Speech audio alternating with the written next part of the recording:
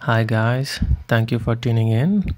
I'm Sandeep Iranti, your host, and very welcome to my podcast on sustainability crisis. Today's episode is about how do we perceive wealth as a society. And when I say wealth, we think about money. And fundamentally, there is nothing wrong about money. In fact, it is probably one of the most important inventions that made sure that our civilizations work the way they do. So, in the bigger picture, it is our economy that defines, or even more so, dictates how wealthy we are. And not surprising enough, actually, economy is defined as management of resources, especially keeping in view to its productivity. And in simple terms, higher the production, higher the economy, and the richer we get. Who doesn't want to be rich, right?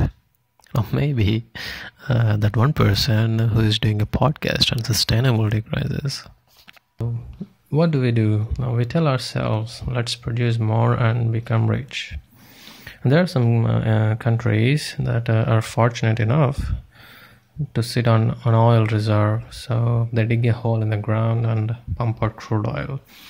And this is not true for many other countries, but and I think the one of the most easiest way to make money for many countries is cut down forests and sell that wood or make paper. And actually, cutting down forests also has a bonus, because we also get very fertile land for industrial farming, because the traditional farming land that have been farming for ages doesn't have the fertility that forest land has. So the forest land is more fertile for an industrial farmer, and it is more desirable. And this is the liberty of both people and nations around the world to create wealth in whatever way they can. And more often than we think, exploiting natural resources in the name of economic growth is in the forefront of many countries' economic agenda. Fortunately, it doesn't have to be like this, because we can also become rich by doing innovative things like making rockets and satellites, or generate renewable energy. And there are many creative ways to create wealth without exploiting natural resources. And I believe we are also wise, and we are capable of creating amazing things. And even more so, I believe we are capable of going even beyond and create a flourishing ecosystem which goes in hand with a booming economy. So if you think about it, if our country's economy is becoming rich by selling its natural resources, it is actually becoming poor day by day, because these natural resources are in limited quantities, and we will run out of them eventually. It contradicts the basic principle of economy, right? Which is managing resources. And we will not have any resources to manage. That means we will be poor. And that sounds to me like our economies are getting poor by exploiting natural resources. On the other hand, if we are becoming rich by selling our knowledge and innovation, we will be becoming richer, because we will not run out of innovation. And it is very important for our economies to be dependent on selling technology instead of natural resources. And by this understanding, it means a country is rich if it has abundant natural resources or technologically advanced.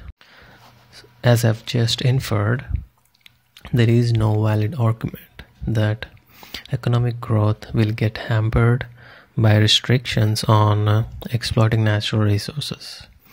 That said, industries must evolve and innovate, and cannot bring up again and again the argument of economic slowdown just because of their own inefficiencies and unwillingness to move on from old habits. Above everything, the most important thing actually is, before destroying natural habitats, in the name of economic growth, we must understand that human well-being and every other life on earth are interdependent in a complementary fashion. So environmental protection must be given bigger priority or even first priority in our political agenda, not only because it provides economic security, but also food security, reliable water supply, clean air, healthy soil. And moreover, you cannot actually put a price tag on these because they are basic human needs. To put it in perspective and also get a better idea on this, we can look into the Environmental Performance Index, EPI. You can look it up. They also have a website. EPI is a simple method of quantifying and numerically ranking the environmental performance of a country's policy. What intrigued me is they have a map for this ranking, and when we look at this map, it also looks similar to another map, that is the map of world's GDP. And of course, it is not a perfect match, but if we plot this data on a graph, we will definitely see a pattern. And that pattern is the richer countries have better rankings, and the poorer countries have the lowest rankings. And this, in a way, this actually shows that it doesn't have to be keep exploiting natural resources just to become rich. We can argue that the rich countries are simply exploiting natural resources of poor countries, and there is a little bit of truth in it, but it actually has to do with philosophy of fail fast and learn fast. The so-called global West, mostly rich countries, have had their socio-economic crisis, also due to overexploitation of natural resources, a very long time ago. And that time the population was significantly less, and they have made some noticeable improvements to their environmental policies, and now they have become the global West and rich countries.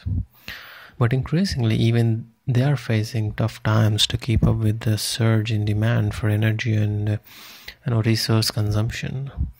I think mainly due to several things like capitalism, globalization, and ease of buying things from anywhere in the world. After all, this is a global issue, and there is no better time than now to erase political and national borders in our thought process when we think about boosting economies by exploiting natural habitats. In the history of humanity, this is the first time ever that a crisis that is affecting everyone on the planet. And of course, the intensity does vary from place to place and how rich you are. But these are the times that we are living in, that having access to clean water is becoming a privilege. And these are the times that some companies are coming up with business plans to provide clean air as a service. So we are gradually pushing away the accessibility to basic human needs, which are food, water, and now even air, without even realizing that how out of control our actions have become, that business plans are becoming economically viable. So this means we have reached a breaking point where opposite is true now, which is, at first we tried to become rich by exploiting natural resources, and now we are trying to become rich by cleaning up the mess that we made doing so. So this is like putting a band-aid on a bullet wound. So it means prevention is always and always better than cure. That brings us to the end of the podcast, and this is my second episode in the series, which is released on every weekend. So feel free to check back next week for the new episode. And also do send your comments and suggestions or any critiques via direct message or on my email. And if you have been listening, thank you for tuning in.